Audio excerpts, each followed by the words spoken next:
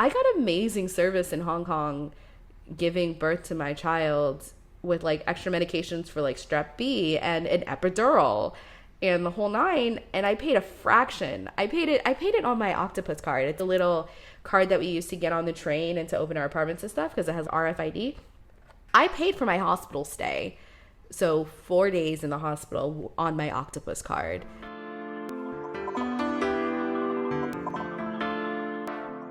Hey everyone, welcome back to Flourish in the Foreign, the podcast that elevates and affirms the voices and the stories of Black women living and thriving abroad. Because you know what? We do this. I'm your host, Christine Job, and I am so happy that you are here. I just want to thank you all so much for your amazing, incredible support of the podcast and the launch of the podcast last week. Thank you. You guys really came through. So I appreciate that.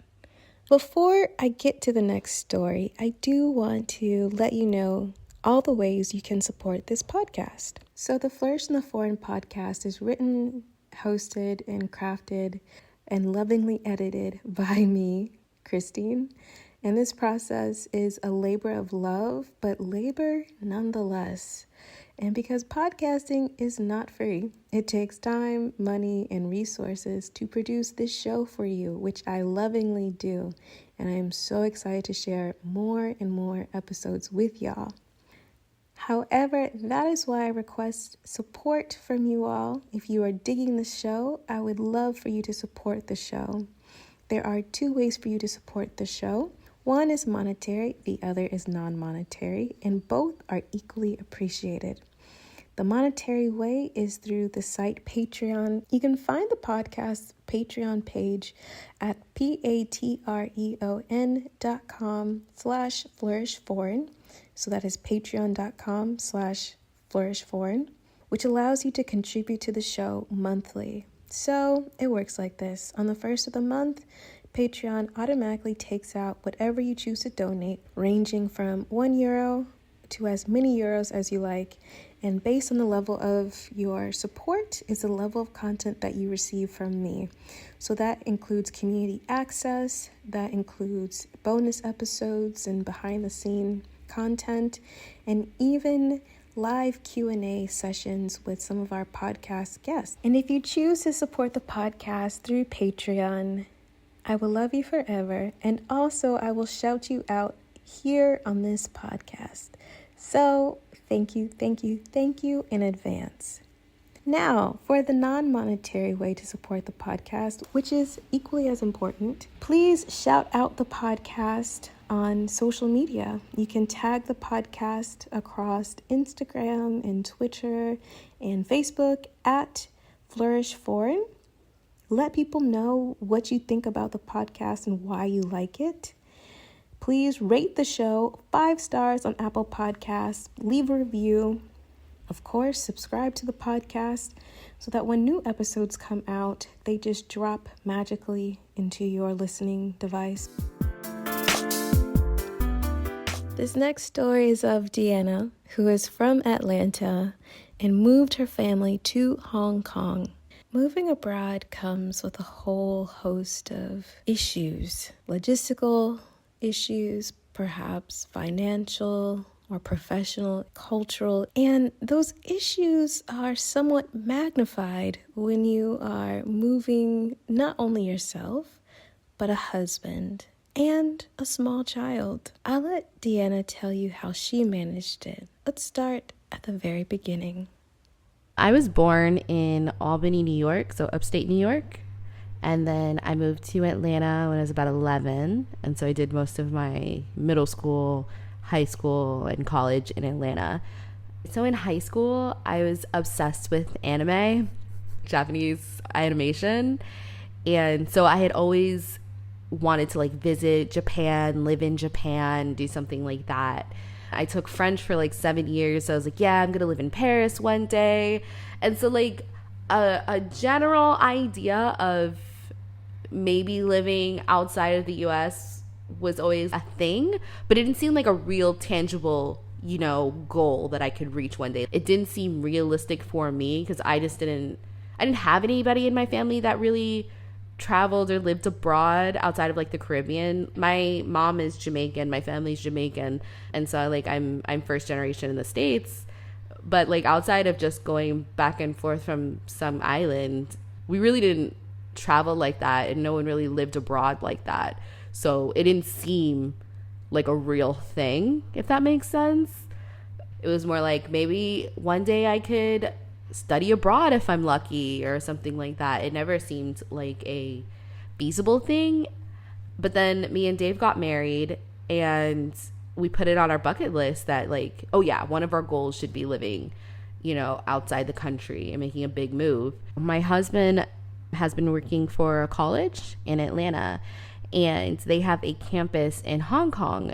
He works in the admissions department. Because he works for this college and they have a campus in Hong Kong, we went to visit at one point. We stayed about 10 days, and we took our daughter. She was 15 months at the time. And so we just went as a family with the school to go visit, and we fell in love with the place. The transportation was really convenient and clean, and the malls were really nice, and the hotel was gorgeous. So we're like, oh yeah, one day we definitely have to live there. Yeah, we definitely have to do that. And so then maybe 6 months later, a position opened up there in the admissions department. And so he applied for it, and it would be a promotion. So he applied for the promotion, and yeah, he got it. And so we were like, oh my God, we're really doing this. We are moving to the other side of the world, basically. Our first visa was for 2 years. And so that was kind of the time frame that we got. Like, it's only 2 years. It'll be okay. It's only 2 years. But we were really excited and really gung-ho about it. So while my family was supportive, I think they did count it kind of as a loss. So it was mixed. So like to the outside world, to like the social medias, and oh my God, my mom's gonna kill me for saying this, but like to her friends or whatever, she's really excited about her daughter that's gonna go live in China, blah blah blah. It's a whole thing. But like to me, and with the family, it was like, are you sure you want to do this? I can't believe you're leaving. Aria's so young. That's my daughter. It was like, Aria's so young. She's not going to remember us. She's not going to know us. You're going to be all alone. You don't even know anybody there, these are all fair statements and really valid feelings. But it was just something that me and, the family that I was building really wanted to do. They were supportive, but it was really hard. The company that my husband was working for, they gave us a moving package, but it wasn't very robust. It definitely, now upon like reflection, it definitely wasn't a very good expat package that includes housing and moving fees and movers and blah blah blah. They kind of just gave us a flat rate and said good luck. So Hong Kong, we knew from research, is really small and compact, so you don't have as much area in your apartment. You rarely will have a house unless you live on the outskirts. And so we were coming from a 2-bedroom townhouse down to like, I think our first apartment actually was rather large for Hong Kong. So it was about 800 square feet or so for 3 bedrooms. But just moving our stuff was going to be stupid expensive. And to be honest, it was mostly IKEA stuff anyway. It wasn't really worth it to like pack everything and hire movers to get it across the world. We pretty much tried to sell or give away everything that we had. I think the hardest part about that was I was working for a fashion company for kids, and so I had a crap ton of baby clothes and kids clothes for my daughter, stuff that she hadn't even worn yet, but that I just had like ready to go, some brand new items, because I would either get it as a discount or get it from a sample sale or whatever. And so I had so many beautiful clothes, and I had to like sell them off at like $1 a piece. And then an acquaintance from college was having a daughter, and her boyfriend had just left, and so like I gave her a crap ton of things. I was like, hey, do you want this crib? Okay, this crib is yours. And you want a bookcase? Here's a bookcase, and here's some kids' clothes, and here, just take everything. So that was the easiest thing to get rid of. But so yeah, we pretty much just either sold or gave away everything that we had. Then our visas got delayed, so then we were pretty much homeless. And waiting for our visas to come through with no flights and no promises. So we were in my mom's apartment, which is 3 bedrooms, with my little brother, with my daughter and my husband and my mom. Then finally they were ready. We left. We got on the plane and it was awesome. After having a super nice flight, her and her family land in Hong Kong. The night started off a little rocky. They had no idea that it would be indicative of how the next couple of days would go. We brought our daughter's super large American-sized stroller with us, and it had a car seat attachment. And we forgot the car seat attachment on like the conveyor belt for baggage claim. And once you go through security and stuff, you can't turn around. There's no turning around and going back to baggage claim. And so we spent like half the night trying to get SIM cards for our cell phones, switch our cell phones over so that we can call the right numbers to figure out who in the airport do we talk to get the stupid car seat thing. And then we were also staying in an Airbnb to start, or we were supposed to stay in an Airbnb to start, which we had already booked before. And finally I got my phone to work. So we're trying to call the guy for the Airbnb. Nobody's answering because it's the middle of the night. It's like 2 a.m. And so we find the address, give it to the taxi driver. He can't find the place. He drops us off with all of our luggage. Like, we have huge things of luggage because, of course, we're moving. So we have these huge things of luggage, plus the baby, plus a giant stroller and car seat, trying to figure out how to get to this Airbnb. The taxi driver drops us off in the back of an alley, and it's just stairs going up. And we're like, where are we even supposed to go? And so we're trying to contact the host for Airbnb. There's no answer there. So we contact the Airbnb itself, and they're like, oh, well, can you just go to a cafe or something while we try to get a hold of them? And we're like, it's 3 a.m. and we're in Hong Kong. No, there's no cafes open. And they're like, oh, shoot. Right. Okay. So they paid for us to stay at a hotel. And so, but on the way to the hotel, we actually ended up finding the place for the Airbnb, but then we couldn't find a stupid key. And it was some kind of like mysterious maze thing to try to find the stupid key. So we gave up on that, ended up taking them on the hotel, and the hotel was really, really nice. But then we couldn't figure out how to turn the lights on. And it was just one thing after another. And this was our first night. It was rough. And then finally the concierge guy told us how to turn on the lights. All you do is, of course, stick your key card in the slot and the lights come on, which we hadn't really stayed in many hotels, so we didn't know. And so we were in the dark for a while, literally. But because of the visa delays, my husband had to start work immediately on Monday, and we didn't land until Sunday. So the next day, he had to go to work, and I was alone with the baby. I had one friend from college that I knew lived in Hong Kong, and so she was kind of trying to help, but she had to work too. And so she told me about this Hong Kong mommies group on Facebook that everyone was a part of. At one point, in the first couple days, maybe the first or second day, I was in tears alone in the hotel room with Aria, and I'm just like, I don't know what to do. My daughter is super hyper. She wants to play because she's almost 2, so she wants to play, and I don't know what to do, and I feel like I don't even know how to be a mom right now.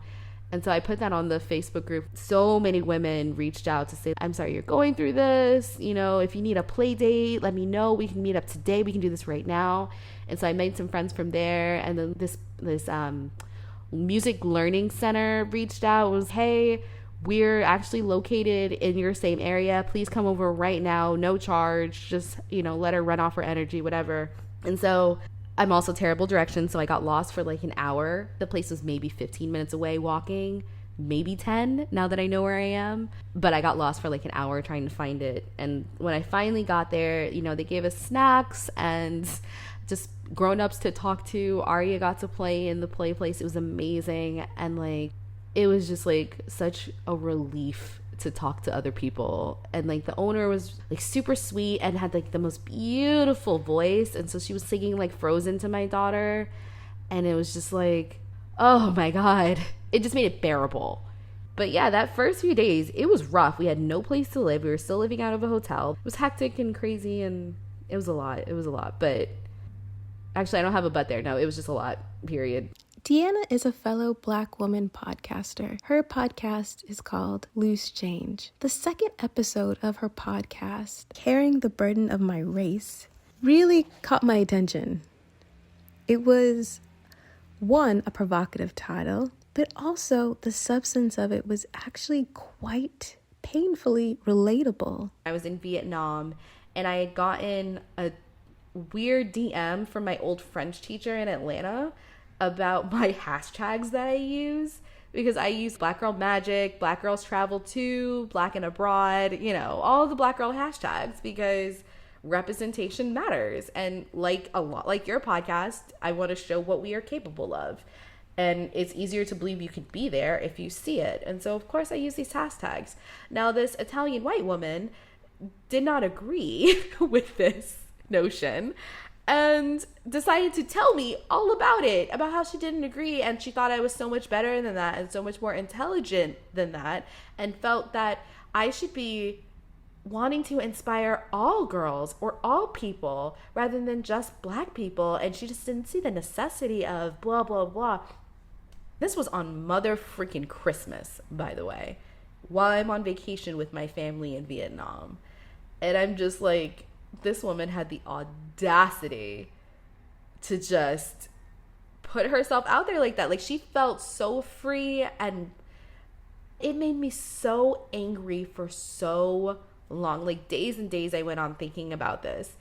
And it made me reflect on just, why didn't I just tell her about herself? Because, like, in my responses, I was really courteous. I was trying to be very gracious and understanding and come with facts and educate her.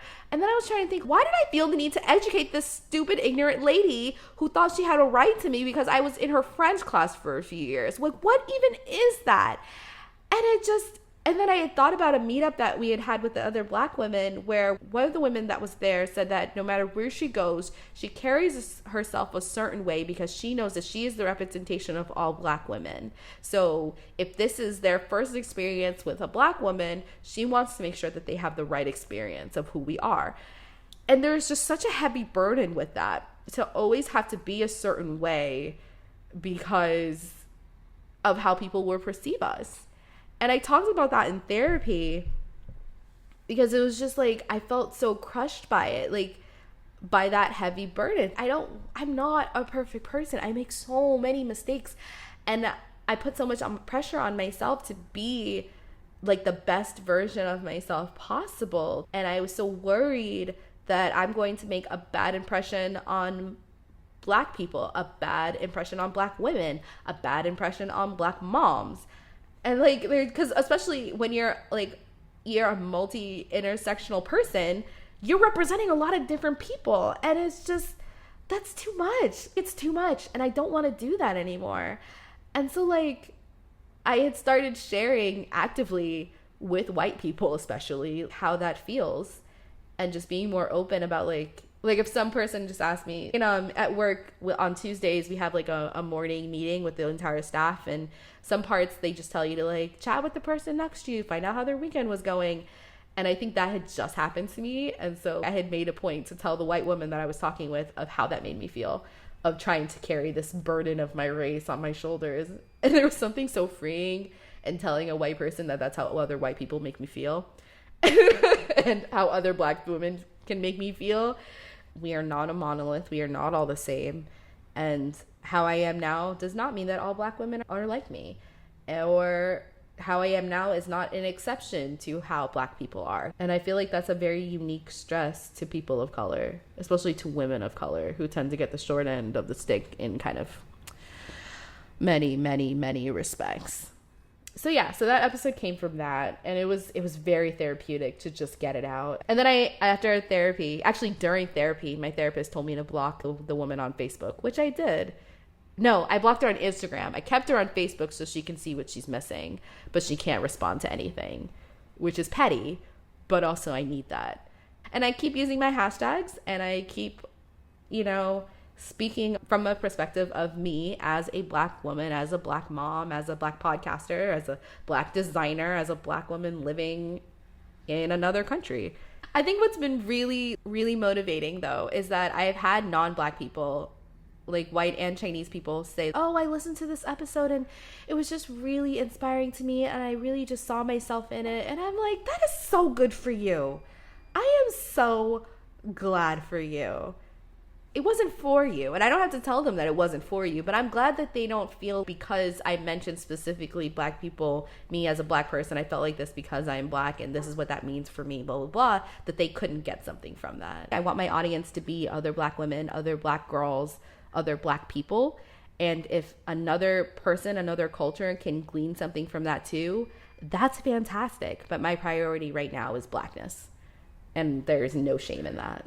Finding community is essential to feeling comfortable and feeling at home in a place. Discovering if there are other Black people in a city is heartwarming or at least somewhat reassuring at times. But what's fascinating is that moving abroad will put you into social circles with maybe Black people that you would have never have considered before. The only common denominator being that you both are expats in the same city. There's a Facebook group called Sisters of Hong Kong, and that's all black women from all over the world. And it's a few hundred people, and it's really supportive. And so once a month we would meet up together, all the black women, and just have dinner and talk and wine and whatever. It was really great to see the different types of black people that were there. And then also the different classes of black people. Because like there were women at that group that were big business owners in Hong Kong that worked for the consulate, worked for the government. Some were working in finance. There were just so many different types of black women, especially in those groups, that it was just like, it was just amazing to see. And so it makes you feel closer in proximity to them, if that makes sense. And so here we are all at the same dinner table, you know, discussing our lives or whatever and just chatting it up, or at a Christmas party and just chatting it up. And it's like, it makes you feel like you're just one step away from that, if that makes sense. Like you're just like one step away from greatness or one step away from becoming whoever you want to be. It kind of just made it feel like there were definitely more possibilities for me as a black woman here in Hong Kong. And I kind of leaned into that. Access to hair care and skincare is vital. Deciding if you are going to be shipping in your most beloved products, bringing your current favorites in an extra piece of luggage, or trying out the local products are crucial decisions because ain't nobody got time to look ashy or crazy in any streets. Hair care products is definitely an issue. It's when we first got here, Amazon really did not ship here that often, which was just ridiculous. Before the virus hit, they opened it up a lot more, and so a lot more vendors actually started shipping here, so it was a bit more possible. Plus Sephora came, so that opened the door to a lot of things. But before that, man, I had to get care packages from the States. I also, before I came, one of the boxes I actually did ship here was just full of hair care products, duplicates and triplicates and quadruplicates of the same product, so that me and my daughter wouldn't run out. I have a lot of hair and I have 4C curls, and my daughter has a lot of hair and she has 4C curls. And so it's serious. Plus the humidity here is off the charts. So like I can't even do a twist out here because my hair curls up in, I think, less than an hour if I'm outside, if that. Like by the time I can get to the bus stop, my hair is gone. I also found a lady that braids hair here. She comes to my house, Victoria, and she's amazing. And the price is comparable to the States. It's one of those things you don't realize how much you need it until you have someone else's hands in your head again. And they're parting it, they're greasing your scalp, they're putting down gel, you know, they're cornrowing it. Like I didn't realize how much I missed that until I had her hands in my hair. So now she comes over maybe every month to braid my hair. In some parts of the world, having a child is not only a glorious event, but an expensive one as well. Deanna and her husband had their first child in Atlanta and their second child in Hong Kong. And although the experiences were relatively similar and the results of happy, healthy children were the same, the cost was drastically different. I got pregnant the first time when I was 23, right after I got married. We ended up getting pregnant, which not part of the plan. So yeah, we got pregnant. And we were like, well, I guess we're just going to be parents now. My pregnancy with Arya was sucky. It was awful. I had morning sickness for maybe 7 months. So starting from like the moment I found out I was pregnant, for about 7 months straight, I had morning sickness, throwing up all over the place. And I am meanwhile losing weight like crazy. And so I can't, like, physically, my body's not holding her up very well. And so, you know, I'm still going to work every day. I'm still working full time. I had a lot of support from friends and family. And I gave birth at Northside Hospital in Atlanta. And it's called like the baby factory, because it's the most beautiful facilities to give birth in. And it's like, you get your own private room. It's huge. My husband was there the whole time. I got my epidural, but I was in labor for like 26 hours, which again, not ideal, but yeah, that was awful. And then I went home, and, you know, as most mothers will do but not tell you about, I was home crying in the middle of the night because I can't breastfeed properly, and my daughter won't go to sleep because she's hungry, or she's sleeping too much because she's hungry. It was really, really rough. And that was with having like a support system around me. And then it cost me like $8,000 with insurance, because America. So like, even having corporate health insurance, it still cost us about $8,000 to give birth to Aria. And then my second child, Malia, I had her in Hong Kong. Same wave of morning sickness, fantastic. But this time I had it for all 9 months, which is just wonderful. So with Malia, you know, for transportation, we don't have a car here. Everything we do is usually public transportation, or we're walking or something. So it was still a lot of walking, which was odd for me because, you know, I'm getting bigger and I'm nauseous, but I have to walk and take buses everywhere. So I started fainting everywhere. I fainted on the way home from work on a bus, I think twice. I fainted on the train twice. I fainted at work once. I fainted at home a few times. I think the first time I fainted at work, my coworker's like, no, you have to go to the hospital. And I'm like, well, I don't want to go to the hospital. I don't know if I can afford the hospital, because I had never been to the hospital before. You know, like, because even in the States, I would think I can't afford the ambulance ride. It's a $500 taxi ride. Why would I do that? But here it's like, why would you not go? Of course you go to the hospital. Why would you not? And like, the doctors would look at me and they'd be, you're staying overnight, right? Like, why would you leave? It's going to cost you nothing. And so we look at the bill when we're done, you know, after taking the doctor's advice, and we look at the bill, and it's a few hundred Hong Kong dollars, and you're like, oh, that's it. It's nothing. It's my lunch money for the week, if that, you know, it's one meal. My prenatal care was great. I was with some really great midwives, and it was covered by my insurance, I think like 80%, which was great. And then for the birth, I ended up going public, because we have a free public healthcare system here as long as you have a Hong Kong ID. So I was able to do the public system, and it's based on your location. So I didn't get to choose my hospital per se, but so I just went to the closest one that had the facilities for it. And so fortunately, because I'm fainting and having a terrible pregnancy already, I was in the hospital maybe 2 or 3 times before I actually gave birth. So I got to kind of see what the hospital was going to be like anyway. Because it's public, you're in the same room with maybe 5 people on each row. So like 10 other people in each room. And it's sectioned off by curtains.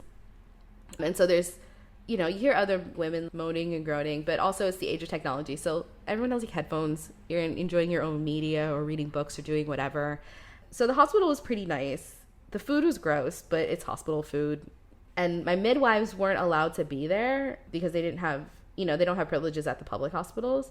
But they had a class about giving birth in a public hospital, which was fantastic. Literally a room full of nurses and one doctor who were super sweet, spoke English really well. So that was reassuring, because I'm just like, I don't know how to explain to you in Cantonese that I'm miserable right now. But so yeah, they were just like super supportive. So Malia came out, and she was the exact same weight as Aria, a little shorter. And then I stayed in the hospital for like 3 days. They gave me postnatal classes, like how to breastfeed again, and doing physical therapy, like pelvic floor exercises and stretching and stuff like that. They had free classes for that available. And so I took a few of those. And some of them were in the middle of the night, which is great because, you know, you try to sleep when the baby sleeps, but the baby sleeps whenever they feel like it. And so they like run these classes in the middle of the night sometimes, which is just great because there are moms that are awake and we're doing it anyway. I got amazing service in Hong Kong giving birth to my child with like extra medications for like strep B and an epidural and the whole nine, and I paid a fraction. I paid it on my Octopus card. It's like a little card that we use to get on the train and to open our apartments and stuff because it has RFID. I paid for my hospital stay, so 4 days in the hospital on my Octopus card. And they also gave me like vitamins and stuff to take home with me, all included.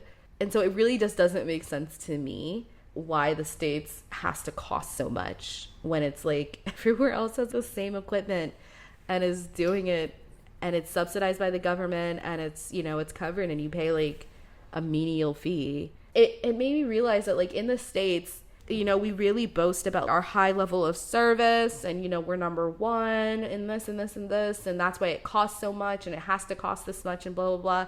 It was just like a really eye-opening experience of being a bit more disenchanted with the States. A popular reason for people to move abroad is for cost of living. You can possibly have a better cost of living in your new home than your hometown. Perhaps the cost of transport or travel is significantly cheaper, or perhaps housing is significantly cheaper.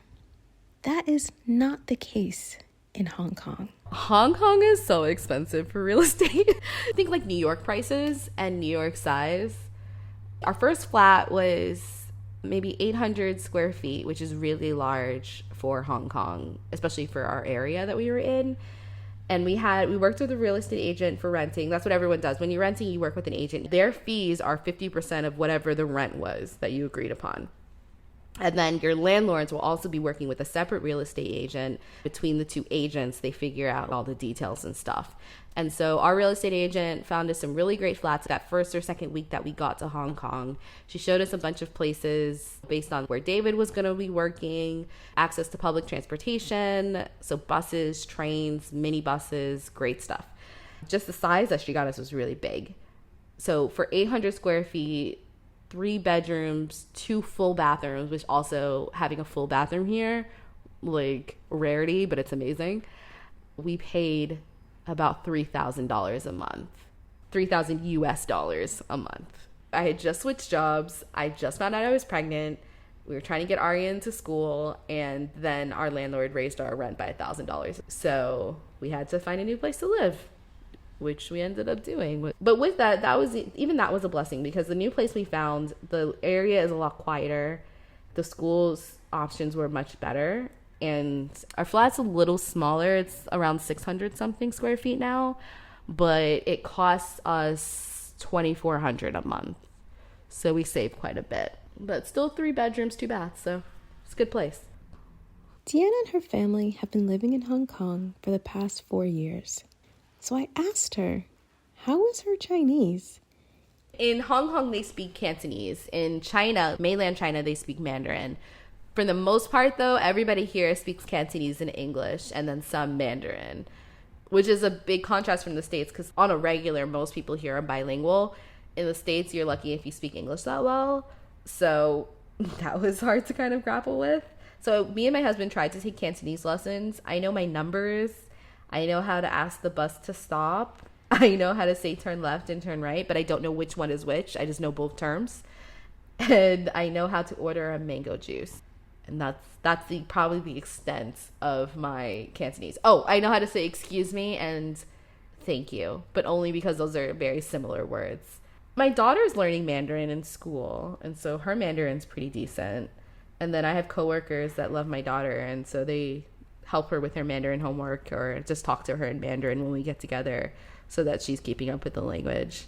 And then my youngest daughter, Malia, she is learning Tagalog, which is the Filipino language, because my helper is Filipino. And because Malia is a baby, it's going to do really amazing things for her to learn 2 languages at once, you know, at this age. And then when she starts school, she'll learn Mandarin too. And so Malia will probably be trilingual by the time this is all said and done. But for the most part, people speak English here. So it's relatively easy to get around. But when I started, oh man, it was rough. Like, I would have to have friends record something on WhatsApp and send it to me so that I could play it for whoever I was trying to talk to. Or I would get on Google Translate and hope for the best. But also now, because I know like my numbers and whatnot, if I'm in meetings and then all of a sudden they start speaking Cantonese, like I know my days of the week which are also based off numbers, so I can like use context clues to kind of get a sense of what they're saying. Because it is a little bit rude, low-key, to kind of speak, if you're in a meeting, to speak languages that not everybody understands. And they do that if they want to kind of keep me out of the conversation. And it's not really with malice or anything. It's more like, I need to get something past you real quick. So it is fun to like follow up on their question in English, to be like, oh no, I think that date is good. And they're like, oh, you speak Cantonese? I'm like, no, not really. Or I'll just like, yeah, a little bit, just a little bit here and there. So that actually happened recently. So that's been funny. Knowing some Cantonese is helpful, definitely, but it's not a requirement. I always ask my guests at which point they felt settled in a new country, in a new city. At what point it felt almost like home or just comfortably familiar. I don't think I really felt settled until the second year. And I had heard that a lot from people moving to Hong Kong, because Hong Kong's a really transient city. People come, people go a lot. And I heard from a lot of people that you're not going to feel settled or like you belong here until 2 years. Like the loneliness won't pass until 2 years in. And I'm like, oh, no, what? That's crazy. 2 years is a really long time. And sure enough, yeah, 2 years it took me to really get my bearings, feel like I'm a part of something, make really good friends. And I'm a like really extroverted social person, so that loneliness hit really, really hard.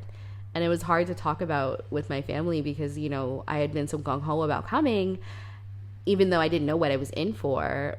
But it was just like, I feel so alone here. How do I tell them, like, I'm not doing well? And, like, the first 3 months, I had no job. And because of our student loans, because America, we could not afford to live on one income. Even though Dave was making more money here, I needed to get a job. And I was doing freelance graphic design for like 3 months and applying everywhere. But also they don't really do daycare here. Everyone has a nanny, like it's called a domestic helper that lives with you. And so I couldn't interview for jobs because I had no one to care for my child. And I couldn't really hire a nanny or anything because I couldn't afford one because I have no job and I need to get a job to do that. So it was a really stressful time. And so we finally got a helper maybe after the first month or two, and she's amazing. She still lives with us. Her name is Mary. And so she would start to watch Aria while I would try to go for job interviews, but no one was hiring me because I was very American. But to the point where like there were certain things like how to set up their resume for here, how to format it, even what size it needs to be or what to say it was foreign to me. No pun intended, but it was foreign to me. I didn't know how, and not for lack of trying. And so I just wasn't getting job offers. I was getting a bunch of freelance stuff, but not a lot of job offers. And so there was a point where my husband was like, look, either we find a job for you in the next month or we have to probably go back home because we can't afford it. And so at that point, I was also freelancing for that music learning center that I had visited the first week that we had gotten there, just doing some marketing stuff. And I was like, hey, do you guys have a permanent position open or anything? Are you hiring? And the owner was like, actually, yeah, we're opening a new center and we're looking for someone to do marketing.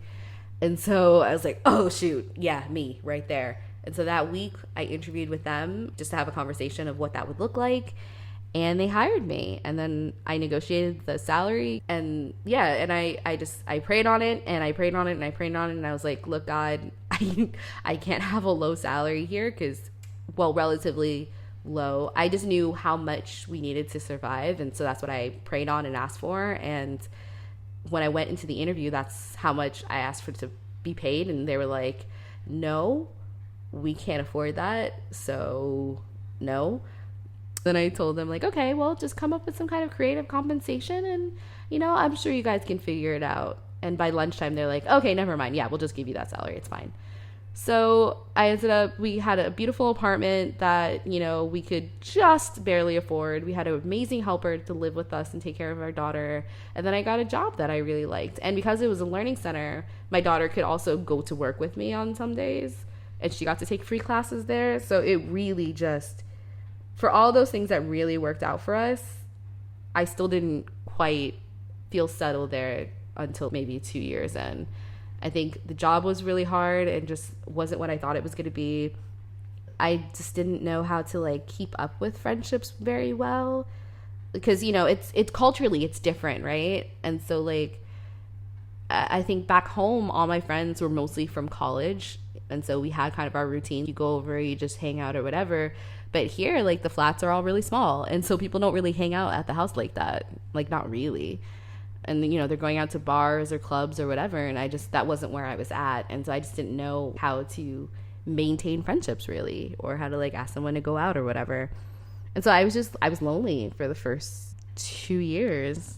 I think getting new friends, leaving that old job for something different, still doing design, making new friends. And then I think after I had my second kid, that's when I really started to feel like, okay, this is my home now. Like, this is where we live. And I think that's also around the time when our visa was running out and we were talking about, do we reapply? Do we want to stay? Do we want to renew our visas? My daughter started school, and so I had mom friends that were around her age and like started going to birthday parties and stuff for them. I felt like I think when I felt part of community, that's when I really started to feel like, okay, this is where we should live. This is home now. And I think the same for my husband too. Like when he started getting into community with the dads and he found other black dads in Hong Kong, I think something really shifted for both of us kind of simultaneously. We're like, yeah, this is our home now. I mean, plus I got pregnant and it was like, oh, well, we can't move on pregnant because I'm not doing that. So yeah, I think that's when it all just kind of clicked in place. I really felt like I belonged. It was great. So definitely before Corona hit, we were definitely kind of settled with being here for at least 7 years so that we can get permanent residency. And that way we wouldn't need a visa for jobs here if we stay for 7 years and then apply. And since we're already at 4, that doesn't seem so far off. I would love to stay in Hong Kong. But then the virus hit, and then we considered, do we need to move back to the States? Because it was looking like things might get bad here because we are attached to China. But even the virus, we got affected, but we barely hit over 1,000 cases even after our big spike. And we've had it since January. And so I mean, part of that's because everyone wears masks here. Part of that's because we do have a free healthcare system. So you can get a test if you really need a test. And with the WhatsApp groups, everybody knows who's got it and who doesn't. And if it's in the building where you're living. And if you're supposed to be in quarantine, they give you a bracelet to wear. So culturally, people will shame you if you have a quarantine bracelet on. I mean, they'll shame you if you don't wear a mask. It's that bad. But especially if you're supposed to be in quarantine because you have the virus, people will chase you down. So all that to say, we had considered for a second moving back if we had to move back. But really, we don't want to. Like, we even got an offer from my husband's job to move back. But we turned it down because we like being here. We like the people that we found here. I like my job. I like the opportunities we have. And I started a podcast here. And, my job is helping me with that, like giving me a microphone to use. And, my daughter's going to an international school where she's learning another language from the age of 5, which is amazing for her. And, and now even with working from home and having to do homeschooling, she has online classes right now. And it's full curriculum every single day. And it's tedious and it's so much freaking work, but I am also really grateful that her teacher is available all day, checking the work, working with the students, having meetups for the kids so they all can see each other. And I just see so much potential for our lives here. And I've just grown so much in the 4 years that I've been here that I can't really picture myself being back in the States right now. I don't picture those opportunities being the same, on top of, plus I have a helper here, so I don't actually clean ever anymore. And honestly, that might have been the cause of my divorce if we had stayed in the States. So, I mean, even my marriage is flourishing because of Hong Kong. And I'm not ready to let that go. There's so many more possibilities for me here and for my family to really grow and thrive. There's less holding us back in Asia than there is in the States. And it seems strange and counterintuitive, but that's just kind of how we feel. A topic that is not as popular when talking about moving abroad is taxes. Yes, taxes. They follow you everywhere, especially if you're an American. Most people do not consider tax implications, perhaps their pensions, or other bureaucratic systems before they move abroad, and it can be a little overwhelming, or it can be a pleasant surprise. There are a lot of benefits to living here. Like, our taxes are insanely low.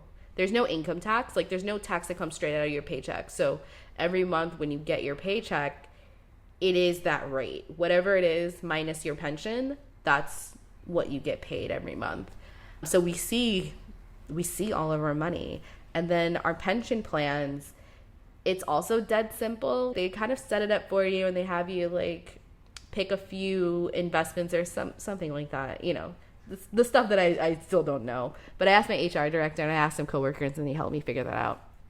And so then every month I just get a text message that literally says how much is in my pension. For the taxes, because we have 2 kids now, we don't really have to pay taxes right now. So we just have to file them. And so to file your taxes here, your job fills out a section, it's a page, and then you fill out 1 or 2 pages, and then you send all of that to the IRD, and then they send you a letter that says this is how much you owe, or this is your refund. And the refund comes immediately with a check. So in that letter, you're either getting a check or you're getting a bill. But it's so stupid simple. It's ridiculous. Like, I remember filling out U.S. taxes, and I have to have an accountant. Like, there's really no way around it unless you're going to an HR block or whatever, but you have to have someone do your taxes for you. And here, that's not a thing. Like, you quickly do it. And it's really low. Sometimes they do provisional taxes, which means you're paying on what you may owe for the next year. You're paying that in advance. It happened to us, I think, twice. And then, you pay that in 2 installments, and then you're good. And then even in that, we paid a provisional tax, but we had Malia, and so we had 2 kids, and so we got to resubmit our taxes, which was literally just calling them saying, hey, I had a baby. And they're like, okay, thank you for letting us know. We'll send you a letter with an update. And then we got all our tax money back. So it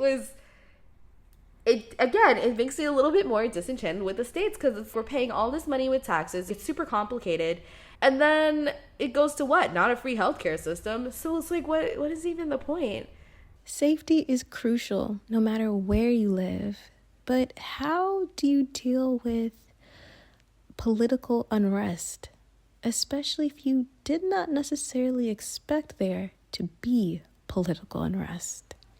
During the Hong Kong protests, when they were protesting the extradition bill to China, I was coming back from a going away party one night, and we had already seen on Facebook and in the news that protests were starting to break out again. And at this point, it had kind of become a weekly thing, especially on the weekends.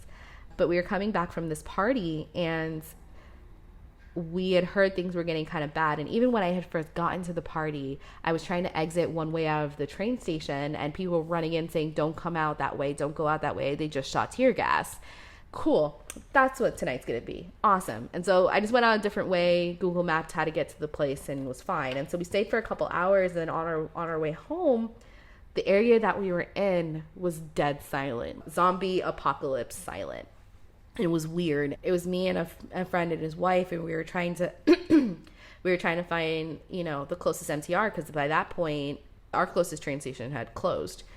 And so we were trying to find the next closest. And so we're walking, and at one point we saw people running, and we're Black, so run the direction that people are running, because obvi. But it was by that time when we went to turn around, it was too late, and we got hit with tear gas. And oh my God, tear gas, it like rips through your eyes, it rips through your nose, your esophagus. it burns from like every orifice in your body, and it's terrible stuff. It is some serious stuff, and it's spicy, but not in a good way. Like it's bad. And so we got hit with tear gas, and my friend's wife got hit with it really bad. It was in her eyes, and a protester had seen us walking away and coughing and stuff, and she had stopped and said, "Do you guys need help?" And she gave us like eye wash and mask to wear and goggles, and she was trying to point us in a direction that we can get home. She's like, "Where are you guys trying to go to? Okay, you can't go this way because they're going to come down next from this way. So, take a left here, go this way, go that way, blah, blah, blah." And that's consistently that night we saw protesters trying to help civilians and other protesters to get home and to, get to safety. So we ended up walking maybe 6 stations deep to get to a train that was working before I think they ultimately shut that one down too. So we just made it out. And then they started imposing an unofficial curfew because everyone takes the train, and so they started closing the trains earlier. So effectively they had a curfew instituted for the city, which was also crazy. Outside of the protest, Hong Kong is a really safe place. I have gone out without my husband to bachelorette parties, just clubbing or whatever. I don't go out often, but I am very social. So like I go to clubs or whatever. Everyone's outside. No one's really there to bother you or anything. I got really, really drunk at a bachelorette party in January, and I left my credit card at a bar. I didn't realize it for a week because I never used that credit card. And I went back to that bar a week later, and I asked see if anybody had it. And they're like, "Oh, give us a second." And so they pull out this giant book of credit cards. I kid you not, a binder full of credit cards, and start swiping through the pages. Like, "What's your name? Okay, what kind of card is it?" And then they had my credit card just sitting there. Never used, nothing. No problem at all. I've dropped my wallet because I'm clumsy after tapping into the train, and someone like yells at me to turn around to pick it up. And that's just kind of the way it is here normally. Under normal circumstances, that's usually how it goes here. It feels pretty safe. And then a lot of walking around is through alleys, dark alleys and stuff, which in the States I would never do, ever. But to get to certain places, you have to cut through alleys and stuff, and that's just normal. I asked Deanna about her personal definition of wellness and how that had been influenced by her living abroad. I think for me, I didn't know, or I didn't really appreciate that I could change, that my thoughts could change, my self-talk could change. I could be a different person. And then I took a class over the summer. It was taught by a friend of mine, but it was called How to Help a Hurting Friend. And it was literally a class about caring. I had already been in therapy for I think at least a year because I had postpartum depression after my second pregnancy, but I wasn't really making progress in other areas. At least I didn't feel that way. But then I took this caring class, and I saw for the first time how I could change the way I spoke to other people. From there, I started meeting with an executive coach. But my first session with him, he asked me why I wanted to get into coaching, like why did I need coaching and what did I want to accomplish? And he just let me talk for I think maybe 10 minutes of just me talking, and he's taking notes. And then he's like, "Can I just reflect back to you what you said?"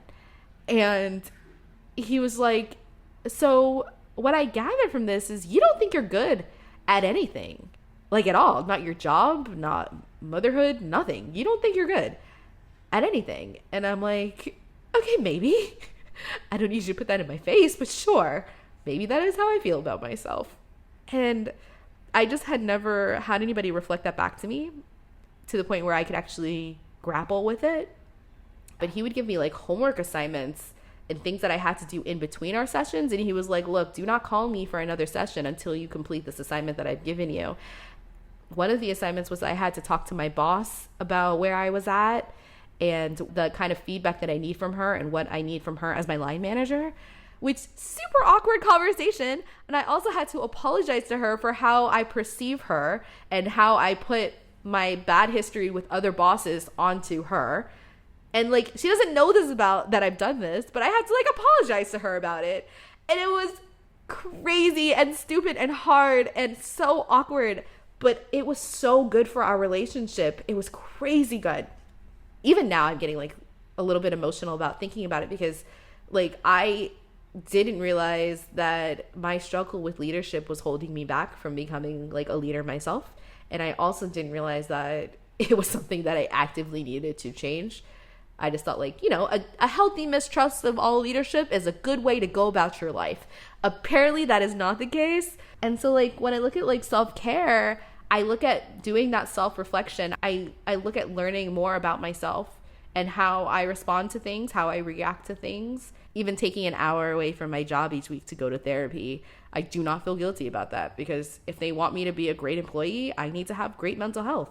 And so I will do that. Or going to the doctor. If you want me to physically be able to go to work, I need to be able to go to the doctor. I am all about individualized mental health and wellness right now. That's a big thing for me. I ended our chat with an ask for all of you out there. I asked Deanna what her advice would be for people considering moving abroad. Some sort of advice or encouragement for other women living or traveling abroad. If you get the opportunity to live abroad, take it. There is so much more than the city, town, state, or even country that you are currently living in that will broaden your entire life. And I would argue you don't really know fully what you're capable of or what is possible for you until you live truly outside of your comfort zone. That's when you're going to be stretched. That's when you can rise to the occasion. And then also don't expect it to be easy. Sometimes it can be if you got it like that, but it's going to be hard just from either a financial or emotional, or social standpoint. It's going to be hard. It's going to be shocking. It's going to be different. Do it anyway.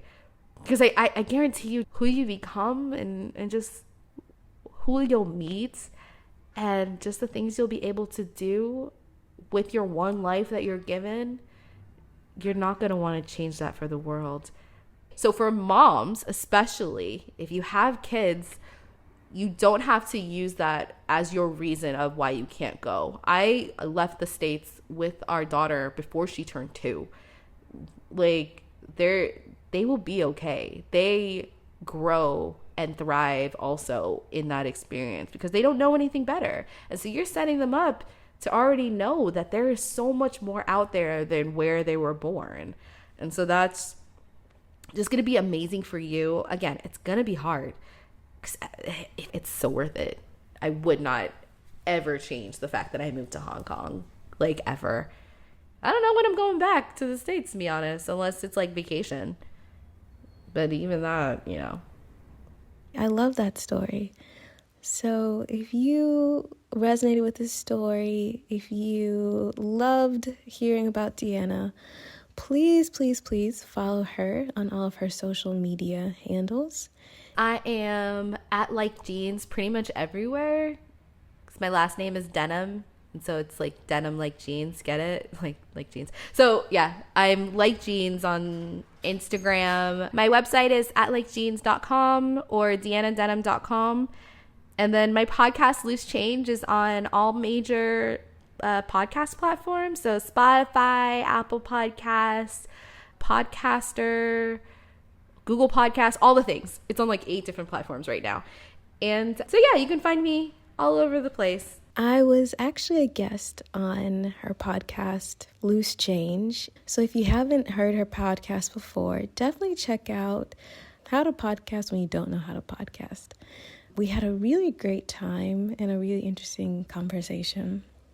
And also, please share this episode with someone you think would really be interested.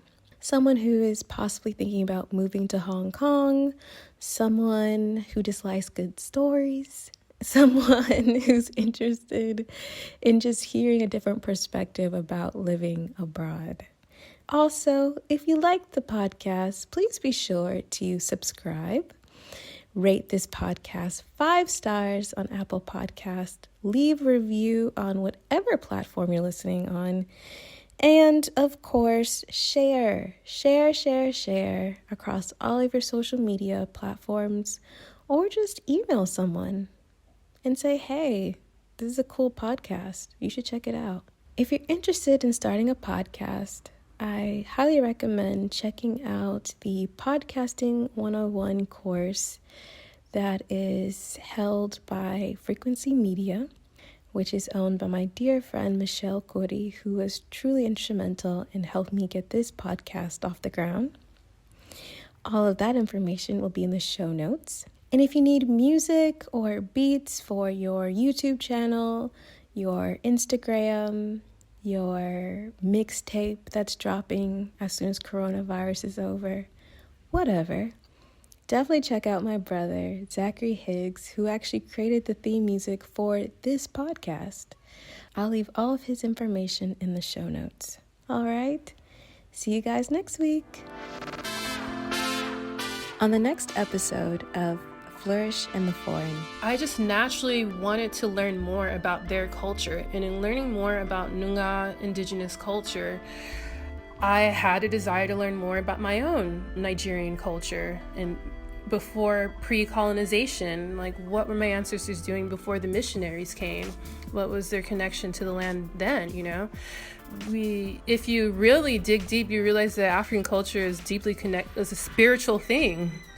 It's not like something you can read in books. It's something that you learn from the land. And I saw that in Aboriginal Australian culture as well.